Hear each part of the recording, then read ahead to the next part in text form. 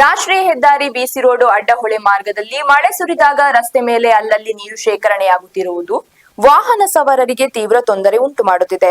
ಹೆದ್ದಾರಿಯ ಹಲವು ಭಾಗಗಳಲ್ಲಿ ಮಳೆ ನೀರು ಸರಾಗವಾಗಿ ಹರಿದು ಹೋಗದ ಪರಿಣಾಮ ರಸ್ತೆ ಕೆರೆಯಂತಾಗುತ್ತಿದ್ದು ಅಪಘಾತದ ಭೀತಿ ದಿನದಿಂದ ದಿನಕ್ಕೆ ಹೆಚ್ಚುತ್ತಿದೆ ಎಂದು ಸ್ಥಳೀಯರು ಆರೋಪಿಸಿದ್ದಾರೆ.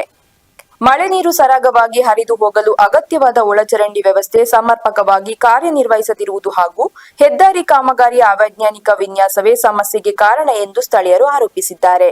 ವಿಶೇಷವಾಗಿ ಕಲ್ಲಡ್ಕ ಫ್ಲೈಓವರ್ನ ಸಮೀಪದ ಕುದ್ರೆಪೆಟ್ಟು ಪ್ರದೇಶದಲ್ಲಿ ಮಂಗಳವಾರ ಮಧ್ಯಾಹ್ನ ಸುರಿದ ಭಾರೀ ಮಳೆಯ ವೇಳೆ ರಸ್ತೆ ಮೇಲೆ ನೀರು ನಿಂತು ವಾಹನ ಸಂಚಾರಕ್ಕೆ ಅಡಚಣೆ ಉಂಟಾದ ದೃಶ್ಯಗಳು ಗಮನ ಸೆಳೆದಿವೆ.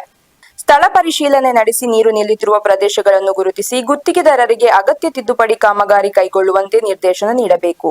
ದೊಡ್ಡ ಅನಾಹುತ ಸಂಭವಿಸುವ ಮೊದಲು ಸಮಸ್ಯೆಗೆ ಶಾಶ್ವತ ಪರಿಹಾರ ಕಲ್ಪಿಸುವ ಮೂಲಕ ವಾಹನ ಸವಾರರ ಸುರಕ್ಷತೆಗೆ ಆದ್ಯತೆ ನೀಡಬೇಕೆಂದು ಸಾರ್ವಜನಿಕರು ಒತ್ತಾಯಿಸಿದ್ದಾರೆ. ನಾನೀಗ ಗಮನಿಸಿದಷ್ಟೇ ಮಳೆ ಬಂದು ತುಂಬಾ ಹೊತ್ತಾಯಿತು ನೋಡಿ, ನೀರು ನಿಂತು ತುಂಬಾ ಕಷ್ಟ ಆಗ್ತಿದೆ. ಬರುವ ಟೂ ವೀಲರ್ಗಳಿಗೆ ತುಂಬಾ ಕಷ್ಟ ಆಗ್ತಿದೆ. ದೊಡ್ಡ ದೊಡ್ಡ ಲಾರಿಗಳ ವಾಹನಗಳೆಲ್ಲ ಚಿಕ್ಕ ಲಾರಿಗೆ ಆಗ್ತದೆ. ಇದೊಂದು ತುಂಬ ಅವೈಜ್ಞಾನಿಕವಾದ ಕಾಮಗಾರಿಗಳಾಗ್ತದೆ. ಇದನ್ನೇನಾದರೂ ಅಧಿಕಾರಿಗಳು ಆದಷ್ಟು ಬೇಗ ರಿಪೇರಿ ಮಾಡುವಂಥ ಕೆಲಸ ಮಾಡಬೇಕಂತ ನಾನು ಈ ಮೂಲಕ ಕೇಳಿಕೊಳ್ತೇನೆ. ಇಲ್ಲಿ ಮಂಗಳೂರು ಪುತ್ತೂರು ರಾಷ್ಟ್ರೀಯ ಹೆದ್ದಾರಿ ಅಂದರೆ ಕಲ್ಲಡ್ಕದಿಂದ ಸ್ವಲ್ಪ 1 ಕಿಲೋಮೀಟರ್ ಮುಂದೆ ಈ ಫ್ಲೈಓವರ್ ಸ್ಟಾರ್ಟಿಂಗಲ್ಲಿ ಮಳೆ ಬಂದರೆ ಪೂರ್ತಿ ನೀರೆಲ್ಲ ಬಂದಲ್ಲಿ ಸ್ಟಾಕ್ ಆಗ್ತದೆ. ರಸ್ತೆ ಮಧ್ಯದಲ್ಲಿ ಗಾಡಿಗಳು ಬಂದರೆ ಆಕ್ಸಿಡೆಂಟ್ ಆಗುವಂತೂ ಗ್ಯಾರಂಟಿ. ಅಂತ ನೀರಲ್ಲಿ ಉಂಟು, ಗಾಡಿ ಹೋಗ್ಲಿಕ್ಕೆ ಸಾಧ್ಯ ಇಲ್ಲ ಅಂತ ಪರಿಸ್ಥಿತಿ.